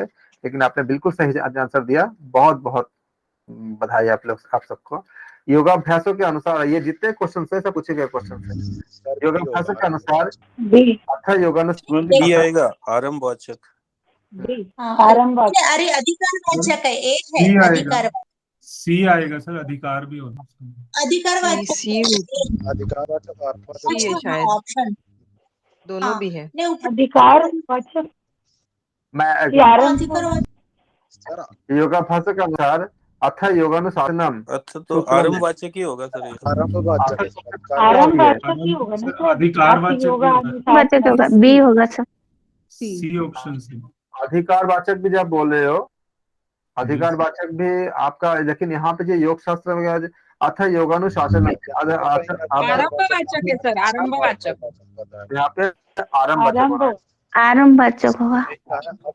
यहाँ पे देखो कंफ्यूज कर दिया अभी से अथ, यहाँ से हाँ हाँ, तो यहाँ से लेकिन अधिकार भी होता है, लेकिन अधिकार कैसे होगा, ये अधिकार नहीं होगा, इसका ऑप्शन होगा। नहीं, अधिकारवाचक योग भाष्य है, योग भाष्य के अनुसार पूछा, योग पतंजलि योग सूत्रानी और योग भाष्य में अधिकारवाचक दिया है। ये सर ने स्पेसिफाई भी किया था, इधर ने राहुल सर ने किया भी था स्पेसिफाई, योग शास्त्र योग भाष्य के अनुसार। योग भाष्य के अनुसार क्या था, अधिकारवाचक था। हाँ सर, और ये हम दूसरा वो एक क्लास पर एमडीवाई के उसमें आ रहे, वो सर ने हमको स्पेसिफाई भी किया था, और साइड में ही है वो। सर मैं भी काफी जगह पढ़ा हूँ, लेकिन पढ़ा अधिकारवाचक कहीं नहीं पढ़ा। मैंने जहाँ पता है मुझे आरंभवाचक ही पता है, मैंने जो पढ़ा है। अगर आपने अधिकारवाचक पढ़ा है तो आप इसको देखना, एक बार स्पेसिफाई करना, क्योंकि मैंने जो पढ़ा है उसके हिसाब से आरंभवाचक की है। और अगर किसी और बुक में अगर लिखा होगा तो ये तो मैं दावा नहीं कर सकता, क्योंकि मैं सब दुनिया में मतलब जितने भी अच्छे अच्छे बुक्स है मैं सब पढ़ा, लेकिन जो मुझे पता है वो आरंभवाचक ही है। लेकिन अगर अधिकारवाचक है तब देख लेना एक बार। हाँ सर, मैं एक बार ये कर दूंगी, अगर लगा मुझे तो पिक्चर भेजूंगी मैं। अच्छा, योग भाष्य से बोला है ना, यही बोल रही से योग भाष्य में अधिकारवाचक है, मुझे अच्छे से याद। अधिकारवाचक भी है, ठीक। हाँ, योग भाष्य में जो है उसमें अधिकार की भी बताया गया है, सही बता रहे आप। योग दर्शन में आपका जो आरंभवाचक है, लेकिन योग भाष्य में जो है, हाँ याद आ रहा मुझे, ये आपका दोनों ही सही है, अधिकारवाचक भी है आरंभवाचक भी, मतलब ऑप्शन सी सही होगा। Correct, thank you so much, ये सी है, क्योंकि योग भाष्य में जो है उसमें बताया गया था एक जगह पे अधिकारवाचक भी, अब मुझे याद आ रहा है, मैंने हाँ अधिकारवाचक भी पढ़ा था सर, तो ये आपका ऑप्शन सी होगा इसका। सर योग भाष्य के अनुसार फिर सिर्फ ए ही आएगा ना, ये तो पतंजल योग दर्शन के अनुसार आरंभवाचक है, फिर सिर्फ ए ही आना चाहिए ना। अधिकारवाचक के साथ साथ आरंभवाचक दोनों ही, आप अगर आपका व्याकरण में जाओगे ना, तो मेरे भी इसको कॉलेज में जो टीचर ने बताया था कि ये व्याकरण के अनुसार जो है आपका दोनों ही मतलब लागू होती है, अधिकारवाचक भी आती है, आरंभवाचक भी आती है, दोनों ही आती है। तो ये आपका जो योग भाषा के अनुसार इसको जो माना गया है कि दोनों चीजें आती है, लेकिन आप लोग अपने लेवल पे से क्रॉस चेक करना और ग्रुप में भेजना अगर कुछ मिलेगा, लेकिन अब मुझे याद आ रहा है कि हमारे भी टीचर ने कहा था कि अधिकारवाचक भी आती है मतलब एक खास उसके अनुसार, लेकिन अगर आप लोगों को कुछ मिलता है, अलग मिलता है, तो भेजना ग्रुप पे। अभी इसको हम दोनों ही लेते हैं, क्योंकि मुझे भी याद आ रहा है दोनों ही थी। तो अभी हम क्या लेंगे सर? दोनों सी ले लीजिए, और आप लोग अगर किसी को और कुछ मिलता है तो आप लोग ग्रुप में भेजना, लेकिन ये दोनों ही है, क्योंकि मुझे भी याद आ रहा है कि अधिकारवाचक भी था अगर योग भाष्य लेंगे, इसलिए इसको मेंशन करना बहुत जरूरी है। भाष्य में मैंने भी सुना अधिकारवाचक, बट योग उसमें नहीं सुना था। किसमें? यहाँ योग भाष्य, हाँ योग भाष्य में, योग भाष्य में किसी से पढ़ा था एक बार। हाँ क्योंकि आपने मेंशन किया ना योग भाष्य ना, इसीलिए हमें मतलब अधिकार लेना पड़ेगा। अगर योग भाष्य नहीं मेंशन किया होता तब हम खाली आरंभवाचक लेते। सर उन्होंने व्याकरण के उस पे उन्होंने परिभाषित किया है ना, इसीलिए उन्होंने व्याकरण के अकॉर्डिंग जो है, क्योंकि हमारे भी जो क्लास के टीचर भी बोले थे कि व्याकरण के अनुसार ये दोनों ही आपका मतलब, इसीलिए हम करते, देखो इसी जगह आपका जो है मतलब डाइवर्ट करता है, जो एक शब्द से योग भाष्य, अगर योग भाष्य नहीं होता तो शायद नहीं होता, लेकिन योग भाष्य बोला गया है, तो आप कैसे अधिकार और आरंभ दोनों लेने होंगे, तो आप ये ऑप्शन सी होगा। 99.9% है कि सी ही होगा, मुझे सारा मतलब वो रिकॉल हो रही है, लेकिन फिर भी आप लोग अपने हिसाब से चेक करना, लेकिन सी होगा आंसर इसका। थर्ड योग है, ये आएगा चित्तवृत्तियां का निरोध, चित्तवृत्ति निरोध, का निरोध करना, आसन करना, प्राणायाम करना, चित्तवृत्ति योग चित्तवृत्ति निरोध। चौथे में भी यही आएगा सर, यही है ये आएगा सदा दुष्ट स्वरूप अवस्थानम। पतंजलि योग के अनुसार योग का अंतिम परिणाम क्या है? दृष्ट की स्वरूप की अवस्थिति तथा स्वरूप अवस्थानम, सुख प्राप्ति, स्वास्थ्य प्राप्ति, आएगा सर, बिल्कुल पतंजलि। पांचों में भी यही आएगा सर, यही आएगा योग। हाँ मुझे एक बार क्वेश्चन पढ़ने होंगे, क्योंकि वो रिकॉर्डिंग में जाएगा ना, बाकी लोग देखेंगे, तो मुझे वो पढ़ने होंगे। बिल्कुल आप लोगों ने एकदम सही बता रहे हो। आएगा सर। हाँ, पतंजलि योग सूत्र के अनुसार योग की परिभाषा क्या है? योग चित्तवृत्ति निरोधः, और ये आपका जो है भगवद गीता में है, योग कर्म सुखम इत्यादि आप लोग जानते हो।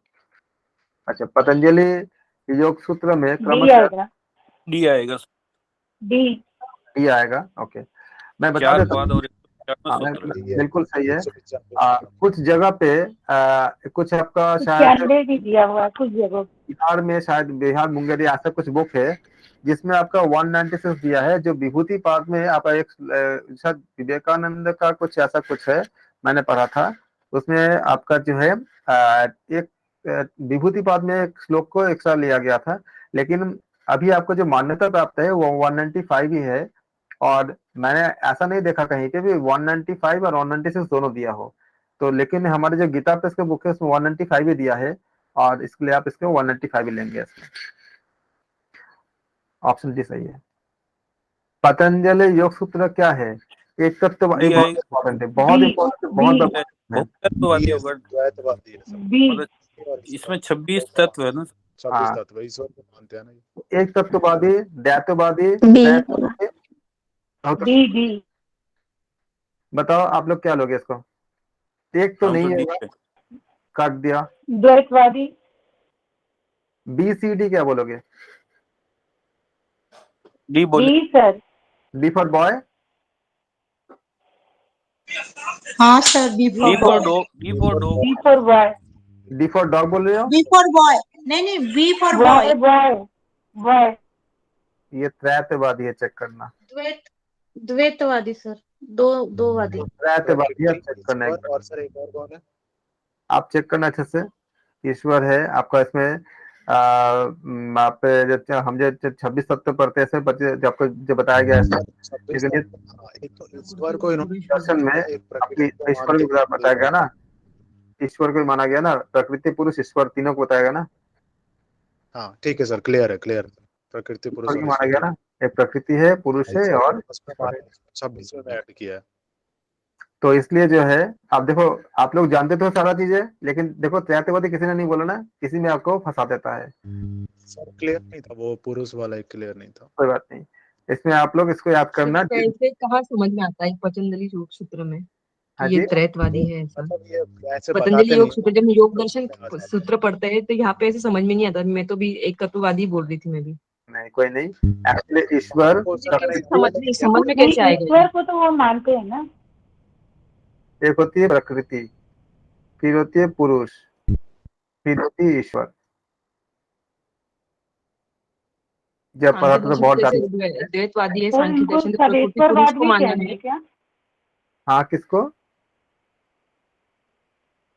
जैसे सांख्य दर्शन में प्रकृति और पुरुष को माना है द्वैतवादी, इसीलिए फिर वहां पे ये दो पकड़ लिया और एक ईश्वर, तो इसलिए द्वैतवादी बोला होगा क्या? 26वां तत्व पढ़ोगे, इसमें भी क्वेश्चन बने हैं कि 26वां तत्व कौन सी है, इसमें आपका ईश्वर है। तो आप नहीं जो गलती करो ना, नोट करना कि क्या क्या गलती कर रहे हो, उसको एक जगह यही आपका नोट्स है। आपका नोट्स पीडीएफ नहीं होता, दर्जनों पीडीएफ बना के रख दो, उसी जगह पड़ा रहता है। आप जो अपने हाथों से लिखते हो, ये जो लाइव क्लास होती है, इसमें जो चर्चाएं होती है, ये बहुत महत्वपूर्ण है। मैंने इसको एम्फसाइज इसलिए ज्यादा किया कि आपको याद रहे कि पतंजलि योग सूत्र का त्रैतवादी है और बहुत बार पूछा गया है, और ये आपका एक डाउट करने वाला क्वेश्चन है। कई लोग इसको देखो, आप लोग भी डाउट हो गए थे, इसलिए इसको ख्याल रखना। और क्या 26वां तत्व क्या ईश्वर है? ये भी प्रश्न कहीं पूछा गया है कि आपका 26वां तत्व क्या है, तो आप बोलोगे ईश्वर है। और इसको आप इसमें याद करना अच्छे से, और जो जो आप गलती कर रहे हो उसको आप एक अपना स्टार मार्क करके एक एक लाइन में उसका नोट्स बना लेना। ये जो आपका लिखा हुआ नोट्स है, यही आपका काम का है। एग्जाम के पहले खाली आधे घंटे में अगर आप इसमें अगर एक बार सरसरी निगाहों से देखोगे, आपका अपने हाथ से लिखा हुआ है, बहुत जल्दी रिकॉल हो जाएगा। दूसरों का लिखा हुआ या टाइप किया हुआ चीजें इतनी जल्दी रिकॉल नहीं होती है जितने कि अपने हाथ से लिखा हुआ होता है। यही आपका काम का चीज है जो आप लिख रहे हो हाथ से। मैं इसी को विश्वास करता हूँ। मैं ज्यादा इसलिए नोट्स को मतलब बहुत डिस्ट्रीब्यूट नहीं करता, क्योंकि मैं बता रहा हूँ कि मैं 10 घंटे से ज्यादा मैं क्लासेस देता रहता हूँ, और मैं किसी को ये सब चीज देता नहीं, सबसे लिखवाता हूँ, सबसे मैं करवाता हूँ मैं, कि उसका जो हाथ का लिखा हुआ होगा वो काम आएगा। रियली वो बहुत वर्क करता है। वृत्तियां क्या होती है? क्लिष्ट ए आएगा सर। ए होता है। बहुत बढ़िया, ये हो जाएगा आपसे। पतंजलि योग सूत्र के अनुसार योग का प्रधान उपाय क्या है? अभ्यास, वैराग्य। अभ्यास, वैराग्य, दोनों आएगा। सी आएगा सर। सी ऑप्शन आएगा, उपयुक्त दोनों। ये क्वेश्चन शायद 2019 या 20 से पूछा गया था। ये आपका अभ्यास भी है, वैराग्य भी है। पतंजलि योग सूत्र का प्रथम पद समाधि है, इसमें तो कोई दोहरा है ही नहीं किसी को। Very good. द्वितीय साधन पद होगा, विभूति पद होगा, और आप जानते ही हो इसमें कुछ ऑप्शन कुछ में पूछे जाते हैं, ऐसा नहीं कि नहीं पूछे जाते। पतंजलि योग सूत्र के अध्यायों का सही क्रम क्या है? समाधि, साधन, विभूति, कैवल्य। विभूति, कैवल्य आप तो जानते समाधि से शुरू होती है, ठीक है। जिसको अभी थोड़ा सा भी पता है तो आपको क्या हो जाएगा? ऑप्शन क्या हो जाएगा? बोलोगे बिल्कुल, ये हो जाएगा बिल्कुल। ये हमारा 15 का 14 हो गया था। समाधि में 51 इसमें तो कोई दो है। साधन में कितना आएगा आपका? सी। 55 केवल में 34 आएगा। बी 17 में 34 ये आएगा। इन केस अगर आपका क्वेश्चन कभी आता है कि किसमें ज्यादा है, एक है, अगर ऐसा मतलब ऐसा आता नहीं है ऐसा क्वेश्चन, तो आप विभूति पाद में जो है एक सूत्र का मतलब आपका मतलब कंट्राडिक्शन है, जहाँ पे मैंने जो पढ़ा था विभूति पाद को किसी और बुक से, जिसमें आपका 196 सूत्र के बारे में बताया गया था। मैंने देख रहा था कि कहाँ दिया 196 सूत्र। तो पतंजलि योग सूत्र के केवल ये तो हो गया पूरा। पतंजलि योग सूत्र में द्वितीय और तृतीय। द्वितीय और तृतीय सी। पतंजलि योग सूत्र के वे 2 अध्याय जिसमें सूत्र का संख्या समान है, द्वितीय और तृतीय। Very very good. क्या नाम है आप लोगों को पता ही है, साधन पाद और विभूति पाद। बहुत बढ़िया। फिर 20 में पतंजलि योग सूत्र केवल्य पाद। केवल्य पाद 50 से कम सूत्र है, वो क्या है, कैवल्य पाद। Very good. पतंजलि योग सूत्र के प्रथम पाद में विभाजित क्या है, योग का लक्षण, चित्तवृत्ति के प्रकार, योग का स्वरूप, ये सारे डी आएगा, उपयुक्त सभी आएगा। डी। हाँ पक्का है। डी। हाँ डी। अगर किसी को डाउट है कि डी होगा कि नहीं होगा, तो आप पहले दोनों का एक बार सोचो। योग का लक्षण बताया गया है, योग का स्वरूप एक है। अगर दोनों इसका मतलब क्या हुआ, ऑप्शन डी सही है, क्योंकि दो अगर सही है। चित्तवृत्ति अगर चित्तवृत्ति का प्रकार भी है, अगर किसी को याद नहीं है चित्तवृत्ति का प्रकार, या तीनों में से अगर कोई 2 अगर आपको याद है, तो आप क्या करोगे, डी लगाओगे, क्योंकि तब 2 तो मतलब अगर सही है तो एक्चुअली वो सारा सही है। Very good. पतंजलि योग सूत्र के द्वितीय पाद में क्या विभाजित किया गया, पंचक्लेश, कर्माशय, संस्कार या ये सभी। उपयुक्त सभी। हाँ, डी आएगा इसका। कर्माशय परमात्मा ईश्वर के बारे में भी बताया गया है। ऑप्शन डी करेक्ट है। डी आएगा। बहुत बढ़िया। हाँ ये तो डी आएगा ना। D G sir. द्वितीय पाद में क्या क्लेश, कर्माशय, संस्कार। पंचक्लेश तो द्वितीय पाद में ही है ना। द्वितीय अविद्या पाद में है सर। द्वितीय पाद ही है। कर्माशय भी वही है। अविद्या आदि पंचक्लेश का वर्णन पतंजलि योग सूत्र के किस पाद में किया गया है, प्रथम, द्वितीय, तृतीय, बी। अविद्या कहाँ द्वितीय में किया गया है, द्वितीय। अविद्या कहाँ किया गया है, अविद्या अस्मिता पंचक्लेश कहाँ है, सेकंड में है ना। बी में हाँ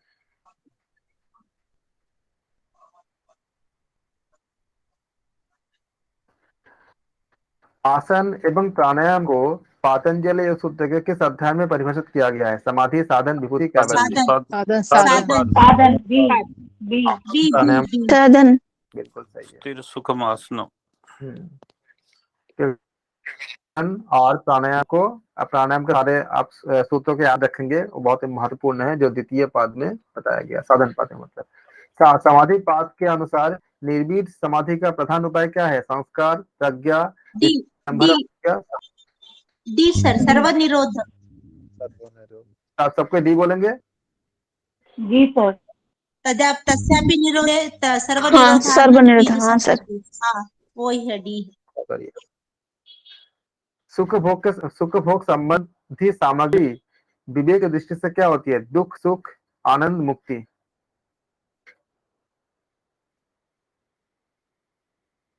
आनंद। दुख होती है। ठीक है, विवेकी के लिए इसको जरा समझा दीजिए। तो विवेकी लोग जो, ठीक है, ये मैं बता देता आपको, जो विवेकी लोग होते हैं, आपको मैं इसके समझाने के लिए भगवत गीता के एक श्लोक के मतलब मैं उदाहरण दूंगा। उसमें भगवान कृष्ण कहते हैं, हे अर्जुन, जो साधारण मनुष्य के लिए जो दिन होता है, वो मुनियों के लिए रात होता है, और जो साधारण मनुष्य के लिए रात होता है, वो मुनियों के लिए दिन होता है। इस लाइन में इतनी ज्यादा गहराई छिपी हुई है, दुनिया के हर समस्या का समाधान से मिल जाती है। इसमें दिन और रात ये मतलब नहीं है कि हम जिसको रात बोलेंगे वो उसको दिन बोलेंगे, ऐसा कुछ नहीं है। आप सोचो, जितने भी आप सोचो, जब आप मोक्ष के मार्ग में जाते हो, तो जो भी चीजें एक साधारण इंसान को सुख देता है, वो सारे ऑब्स्टेकल होता है अगर हम ईश्वर प्राप्ति के रास्ते में जाएं। सारी चीजें जो एक आम इंसान को जिससे सुख मिलता है, सुख को सोचता है सुख है, वो सब चीजें क्या होता है, जो आपका मतलब निष्काम मार्ग में जो ईश्वर के रास्ते में जो प्राप्ति के लिए जाता है, वो उसको जो ऑब्स्टेकल होता है, इसीलिए बोला गया वो दुखी होता है, उससे जो दुख होता है। जैसे मान लो कि एक साधारण इंसान के लिए सम्मान बड़ा बड़ा महत्व की चीज है। किसी को कोई अगर आपको वैल्यू देता हो, अप्रिशिएट करता हो, अगर आपको मान लो कि बहुत मान सम्मान देता हो, तो उसके लिए पूरा दुनिया ही भागता है उसके पीछे। आप जानते हो 3 तरह की योजनाएं होती है, उसमें आपका एक योजना होती है कि आपका मान सम्मान के लिए। तो इसको आप उपनिषद में आगे पढ़ोगे, दूसरे किसी उपनिषद में। तो इसमें क्या होती है, ये जो मान सम्मान पाना, जो कोई एक साधक है उसके लिए बड़ा दुख की बात है, क्योंकि वो क्या करता है, लोग आपका लोगों से घिर जाता है। जो आप हठयोग प्रतिदीपिका में पढ़े हो कि लोक संग आपका जो परित्याग करने के लिए वो नहीं हो पाता, क्योंकि अगर आपका वैल्यू हो जाएगी तो 4 लोग आपका, अगर बहुत से लोग आपको घिर जाएंगे आपके पास। मान लो कि कोई एक अगर साधारण व्यक्ति को अगर कोई सिद्धि प्राप्त हो जाए, उसके लिए तो बहुत बड़ी बात है भाई, बहुत अच्छी बात है।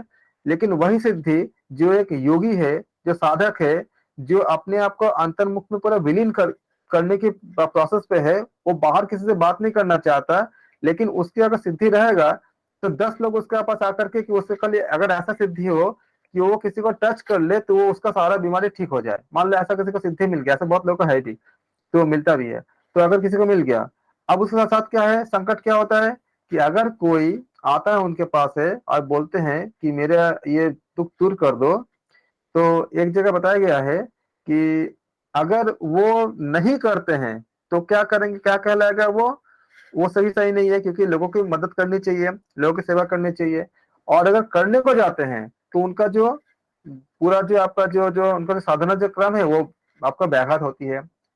इसलिए जो चीजें, हर एक चीजों को अगर मिला के देखोगे कि एक आम लोगों के लिए जिससे सुख की प्राप्ति होती है, तो वो सेम चीजें जो एक्चुअली अंदर से जो आपका अंतर्मुखी होकर जो साधना करना चाहता है, उसके लिए वो सब ऑब्स्टिकल होता है। वो सब चीजें क्या होता है, दुख के कारण होती है। और जो चीजें जो अगर अंतर्मुखी नहीं है तो फिर क्या होगा, उसका ठीक उल्टा हो जाता है। मतलब जैसे एक मुनि है, वो कहाँ जा रहे हैं, किसी से कोई मतलब नहीं है, किसी को मतलब कोई उनको धन नहीं चाहिए, पैसा नहीं चाहिए। हम लोगों को अगर पैसा मिल जाए कितना खुशी की बात है। रामकृष्ण परमहंसदेव ऐसे थे कि उनको चेक करने के लिए उनके बिस्तर के मतलब बहुत से लेयर के नीचे किसी ने पैसा रख दिया था, एक नोट रख दिया था या सिक्का रख दिया था। तो उन्होंने जब सोए तो उनको बहुत दुख हुआ कि यहाँ पे कोई पैसा रखा हुआ है। ये पैसा जो धन दौलत है उनके लिए बहुत दुख की बात है, जो अंतर्मुखी होकर साधना करते हैं। लेकिन जो बहिर्मुखी हम लोग, हमारे लिए सुख की बात, सुख के साधन होते हैं।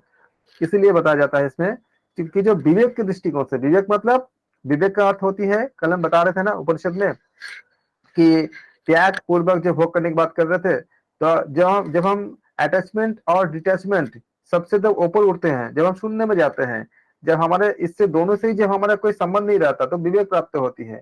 और वो एक्चुअली शून्य का स्टेट होती है, स्टेट ऑफ जीरो कहते हैं उसको। तो जीरो का स्टेट जब बनती है तब वो विवेक प्राप्त होती है। और उस समय क्या होती है, जो आम लोगों के लिए एक सुख भोग की चीज होती है, उसी के लिए वो दुख के कारण होती है। वो उस समय नहीं चाहता कि उसके कोई ऑपोजिट जेंडर उसके प्रति आकर्षित हो, बिल्कुल नहीं चाहता। वो नहीं चाहता क्योंकि उसको ऑब्स्टेकल मिलती है। वो नहीं चाहता कि बाकी संबंधी, बाकी जितने भी सब चीजें है उसको मिले, क्योंकि उसको वो डिस्टर्ब करता है, वो उसके योग साधना में डिस्टर्ब होता है। इसलिए क्या होता है, जो विवेक मतलब यही चीज होती है, जो विवेकी लोग होते हैं उनके लिए जो सुख भोग संबंधी सामग्री क्या होती है, उनके लिए दुख का कारण होती है। बाकी इसमें बहुत डिटेलिंग है, आप अगर गीता भगवत गीता पढ़ोगे तो आपको बहुत कुछ मिलेगा। जो आपको बताया मैंने, इसके ऊपर आप अगर मतलब मोटी मोटी किताबें लिखी जा चुकी है, जब तभी इसका व्याख्या खत्म नहीं हुई कि जो आम लोगों के लिए जो रात्रि होती है वो मुनियों के लिए आपका दिन होती है, और जो आम लोगों के लिए दिन होती है मुनियों के लिए रात्रि होती है। तो ये आपका ऑप्शन ए सही होगा 26 का। ये 27 में आते हैं। चित्त क्या है, चित्त आपका सात्विक है, राजसिक है, तामसिक है या त्रिगुणात्मक? त्रिगुणात्मक है, डी। अब बता कि अगर कोई देखेगा ना तो ये पार्शियल तो तीनों ही सही है, चारों सही है। सात्विक भी होता है, राजसिक भी होता है, तामसिक भी होती है, लेकिन वस्तु तो क्या होता है, त्रिगुणात्मक होती है। ये त्रिगुणात्मक में क्या होता है, कोई व्यक्ति ऐसा होता है कि सात्विकता बहुत ज्यादा है उसके पास, बाकी तामसिकता बहुत कम है, ऐसा हो सकता है। और कोई व्यक्ति हो कि तामसिकता बहुत ज्यादा है लेकिन सात्विक का तो उसका सुनना नहीं होता, कुछ ना कुछ होगा इसमें। और कोई किसी के पास चंचलता बहुत ज्यादा होती है तो राजसिक बहुत ज्यादा होती है, लेकिन हमारे ये कम ज्यादा होती रहती है, इसीलिए इसको हम कहते हैं, इसको त्रिगुणात्मक कहते हैं।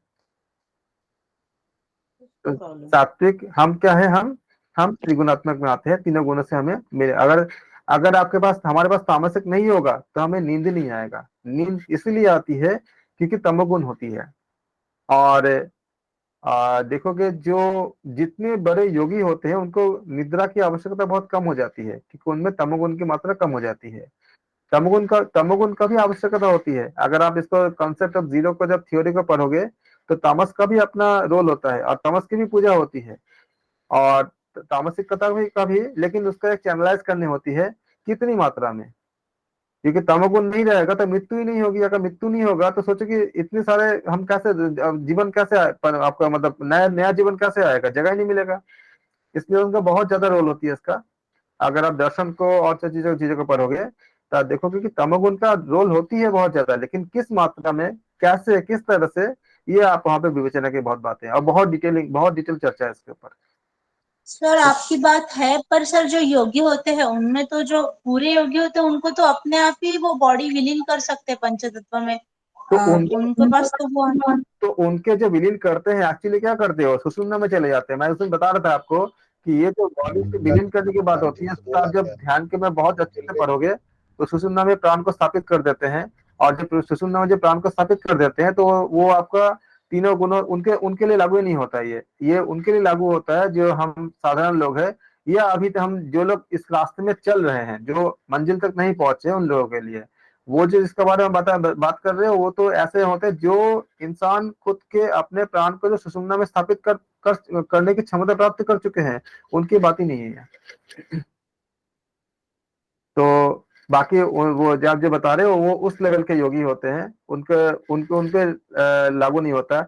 आपने देखा होगा कि जो लक्ष्मण ने जो किया था कि निद्रा को 14 साल के लिए रिपेल कर दिया था, तो इसमें क्या होती है, ये एक्चुअली ये जो विद्या होती है, ये आप लोग का, अगर हमने खाली एक मतलब मैंने रामायण में हमने कथा में पढ़ा है कैसे करते हैं उसको, जब आप अद्भुत रामायण इत्यादि को पढ़ोगे उसमें काफी कुछ दिया हुआ है, बहुत कुछ अच्छे से। रामायण तो आपके जो एक वाल्मीकि रामायण है, अद्भुत रामायण है। एक रामायण ऐसा भी था जिसको हनुमान जी ने अपने नाखून से लिखा था, लेकिन उसको आपका जब लिखा गया था तो इतनी ज्यादा मतलब उच्चतर उसके चीजें थी, कंटेंट थी, कि उनको समुद्र में जो है डुबो मतलब समाधि मतलब करवा दिया गया था। तो उन्होंने भी लिखा था, तो हमारे सामने वो नहीं है, वो पत्थरों में लिखे थे उन्होंने।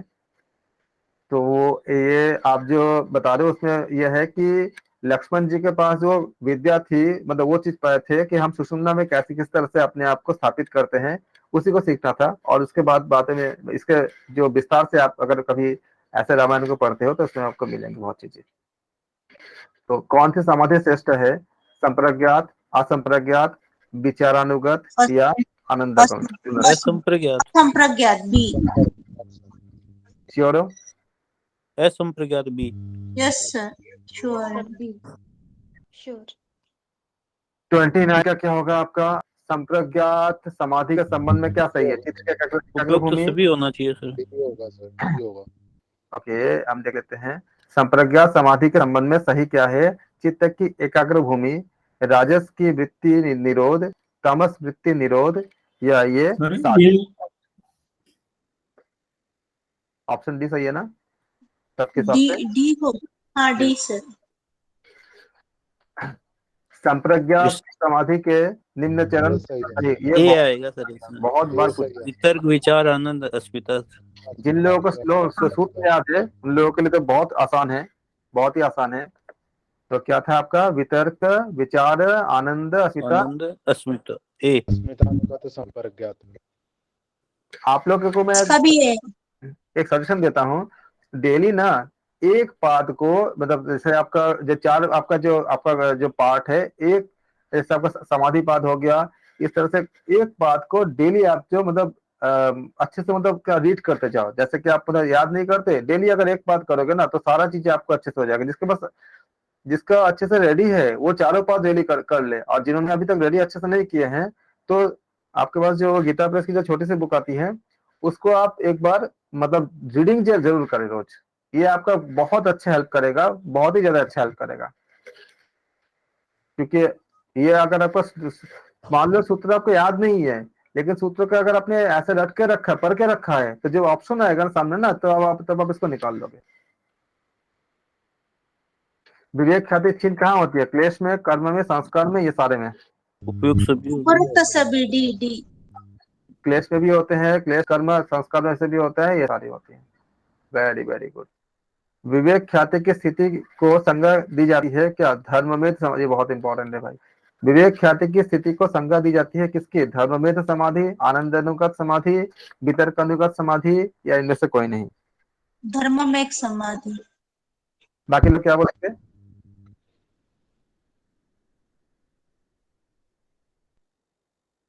धर्ममेध बोलेंगे सारे लोग या कुछ और बोलेंगे? कंफर्म नहीं है सर। धर्ममेध समाधि होती है, लिख लीजिए। विवेक ख्याति की स्थिति की संज्ञा को क्या कहते हैं? धर्ममेध समाधि। इसलिए बोल रहा हूँ कि आप लोग जो है ना, एक बात को अगर आपको अच्छे से मतलब याद नहीं है, जिनको अच्छे से याद है, जिनको याद है 15-20 मिनट से ज्यादा समय नहीं लगता, ये रख लो और आते जाते आप लोग। हाँ, 33 का क्या बोलोगे? विवेक ख्याति के उपरांत भी जीवित रहने की स्थिति क्या होती है? जीवन मुक्ति, विदेह मुक्ति। विदेह मुक्ति। विदेह मुक्ति। विदेह मुक्ति है। क्यों हो? विदेह मुक्ति है। इसका थोड़ा एक्सप्लेनेशन दीजिए ना प्लीज क्वेश्चन का। विवेक ख्याति के उपरांत भी जीवित रहने की स्थिति को क्या बोलते हैं?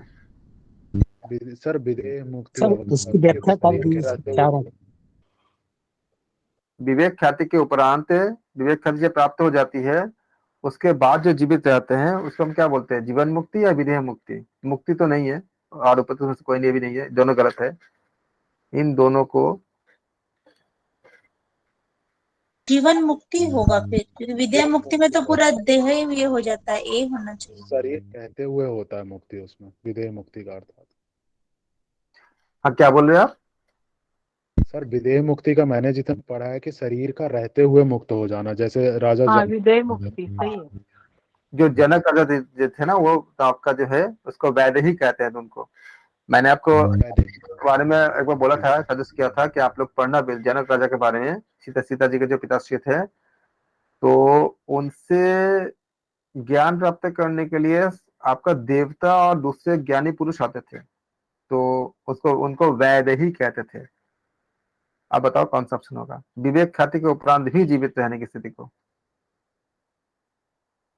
फिर तो विदेह मुक्ति होगा। मुक्ति। कोई ऐसा है जो विदेह मुक्ति के अलावा कुछ बोल सकते हैं? जीवन मुक्ति का तो सर ये हो गया ना, जन्म और मृत्यु होती है तो मीन्स मृत्यु की अवस्था ही बोल सकते हैं उसको, मृत्यु होती है ना साधक की।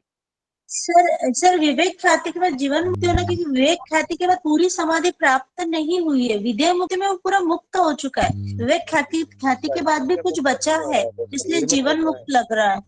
शरीर होता है विदेह मुक्ति में, शरीर होता है, शरीर होता है, राइट, तो इसलिए वो जीवन मुक्त होना चाहिए। सिर्फ विवेक आप विदेह बोल रहे हैं? अच्छा। सर विवेक ख्याति हुआ है ना, तो उसमें तो विदेह मुक्ति होगा ना।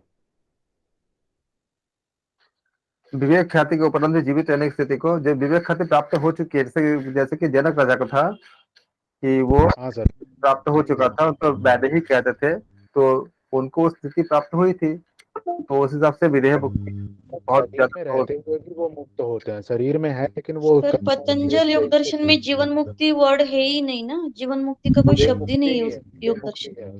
बिल्कुल। असंप्रज्ञात समाधि क्या होती है? भव प्रत्यय, उपाय प्रत्यय, ये दोनों, इनमें से कोई नहीं?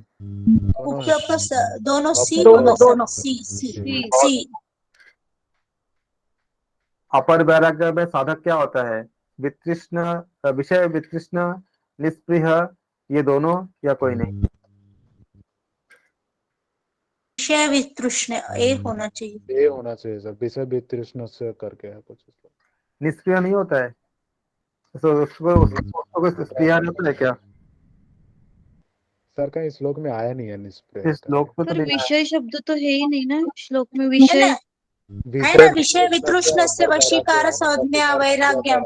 हाँ, सूत्र है विषय वितृष्णस्य वशीकार संज्ञा वैराग्यम। वो तो पर वैराग्य है ना, ये अपर वैराग्य की बात कर रहे हैं। ये सूत्र गलत है ना मैम, विषय वितृष्णा थोड़ी है, अलग है, कुछ तो भी अलग सूत्र है। अपर वैराग्य में साधक क्या होती है? परम गुण तृष्णम वाला वो। अपर वैराग्य में निष्क्रिय तो होता है, उसका स्पृह कहाँ रहता है? स्पृह तो रहता नहीं है सर। निष्प्रेह नहीं सुना मैंने भी उसमें कहीं पे भी। हाँ, उसमें तो नहीं हाँ, निष्क्रिय वर्ड ही नहीं है, वर्ड तो नहीं है इसमें। लेकिन अपर वैराग्य साधक में ये स्थिति तो होती, लेकिन स्थिति होती है कि निष्क्रिय का स्थिति बन जाती है, लेकिन उसमें वर्ड नहीं है आपका, उसमें जो है वर्ड नहीं है। लेकिन अपर वैराग्य जब होती है, हाँ, उसको वर्डिंग तो नहीं है, तो उस हिसाब से आपका विषय वितृष्णा नहीं होगा। लेकिन निष्क्रिय की स्थिति बन जाती है, उस हिसाब से अगर देखा जाए तो ये आपका सी मतलब जो ए और बी दोनों होना चाहिए। लेकिन क्योंकि इसमें वर्ड नहीं है तो हम विषय वितृष्णा ही हम बोल सकते हैं, लेकिन होता दोनों है। क्योंकि उसको किसी के लिए कोई स्पृहा नहीं होता। जब आपका अपर वैराग्य बन जाता है तो उस स्पृहा से ऊपर हो जाता है, तो निष्क्रिय भी होता है, लेकिन ऐसा वर्डिंग नहीं है। तो आपका मतलब वर्ड के हिसाब से तो आपका विषय वितृष्णा ही है, लेकिन होता दोनों ही है। यहाँ तक हम रखते हैं इसमें। और फिर हम कल इसके बाद का जो है, इसमें काफी कुछ है और आप लोगों ने काफी अच्छे से सारा मतलब रिस्पॉन्स दिया, काफी अच्छे से किया, वेरी वेरी गुड। और ये पूरा अच्छे से करने के बाद मुझे श्योर है कि आप लोगों को इसके जो क्वेश्चन है, ये जो दो चार क्वेश्चन जिन लोगों के लिए नया था, कुछ चीजें जो हमें मतलब नया मिला, उसको आप लोग नोट करेंगे और उसको आप तैयार करेंगे अच्छे से। और अगले क्लास में एक मैं और करूंगा, तो उसमें हो सकता है कि हम वीकडेज में भी कर लें, क्योंकि हमें करना बहुत कुछ है और हमारे पास समय कम है, हमें फर्स्ट पेपर का भी करना है। और अगर जो स्ट्रैटेजीज मैं बता रहा हूँ, अगर आप लोगों ने सेकंड पेपर आप लोगों का बहुत अच्छा तैयार भी है और अच्छे से कर भी रहे हो, अगर 90 क्वेश्चन आप लोग सही कर ही सकते हो, ऐसा कुछ बड़ी बात नहीं है। अभी आपके पास 2-2.5 महीने समय है और जितना तैयारी आप जिस हिसाब से कर रहे हो, सेकंड पेपर में अगर आपने 90 का टारगेट रखा और फर्स्ट पेपर में सही करने का, और फर्स्ट पेपर में अगर आपने मान लो कि 25 से 30 भी कर लिए, तो फिर आपका नेट तो क्या जीआरएफ होगा, जीआरएफ आपका मतलब करो, जिन लोगों को एज है उनका जीआरएफ कंफर्म हो जाएगा अगर इस तरह से स्ट्रैटेजीज को काम किया तो। आप लोगों को बहुत बहुत धन्यवाद। हम अगले क्लास में इसके नेक्स्ट वीडियो बनाएंगे जिसमें हम इसका और क्वेश्चन करेंगे। सर एक मिनट, सर ये पुष्पा जी बोल रही थी ना, वो दृष्टानुश्रवी का विषय वितृष्ट वशीकार संज्ञा, वो पूरा सूत्र ये है, उनको कंफ्यूजन था इसलिए बोल रही। हाँ, मैं वही बोल रही थी, कुछ तो भी हाँ इनकम्प्लीट लग रहा था मुझे। हाँ नहीं, हाँ। वो पर्टिकुलर वर्ड बोल रहे थे हम, स्टार्ट का बोला नहीं, दृष्टानुश्रविक है वो पूरा सूत्र।